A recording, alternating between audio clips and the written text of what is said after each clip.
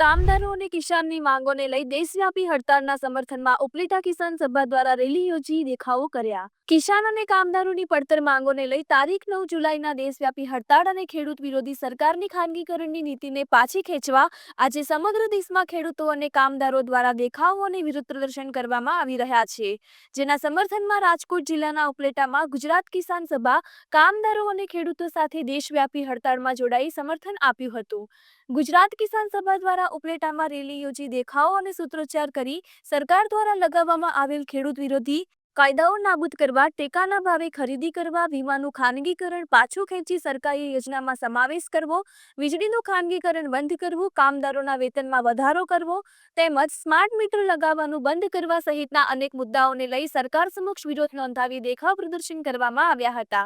જેમાં ઉપલેટા વિસ્તારના ખેડૂતો, કામદારો, ખેતમજૂરો સહિત મોટી સંખ્યામાં મહિલાઓ, યુવાનો ઉપસ્થિત રહી દેશવ્યાપી હડતાળને સમર્થન આપ્યું હતું। રિપોર્ટર ભાવેશ ગોહિલ, ઉપલેટા।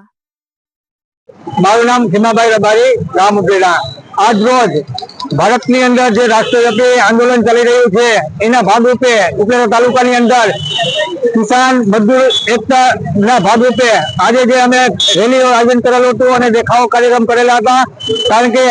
હવે જે આજે ભાજપ સરકારની ભ્રષ્ટાચાર અને પૂરેપૂરી ખેડૂત વિરોધી સરકાર હોય તો અમારી માંગણી જ્યાં લગી ન સંતોષાય ત્યાં સુધી આ ખેડૂત વિરોધી સરકાર કોઈ કારણસર ખેડૂતો દેવા માફી નથી કરતા। આજે ખેડૂતોનો દીકરો દેવાની અંદર જે ડૂબાઈ ગયો હોય, કર્જા લીધેલા હોય અને છેલ્લા 2 થી 3 વર્ષથી જે ખેતીને નુકસાન થઈ રહ્યું છે તેના પાક વીમા ન મળતા હોય, પાક વીમા પણ ખાનગીકરણ કરી નાખ્યું છે, તો અમારી માંગણી એ છે કે આવા ખેડૂતોના દેવા માફ કરે અને જે ખાનગી વીમો કરેલો છે એને સરકારી યોજનાની અંદર સમાવેશ કરે એવી અમારી માંગણી સાથે, અને જે મજદૂરો છે એને કાયમી માટે વેતન મળે, એને રોજગારી મળે, આ હિસાબે અમે ઉપલેટા તાલુકાની અંદર જે કાર્યક્રમ દેખાવો કરેલો હતો એ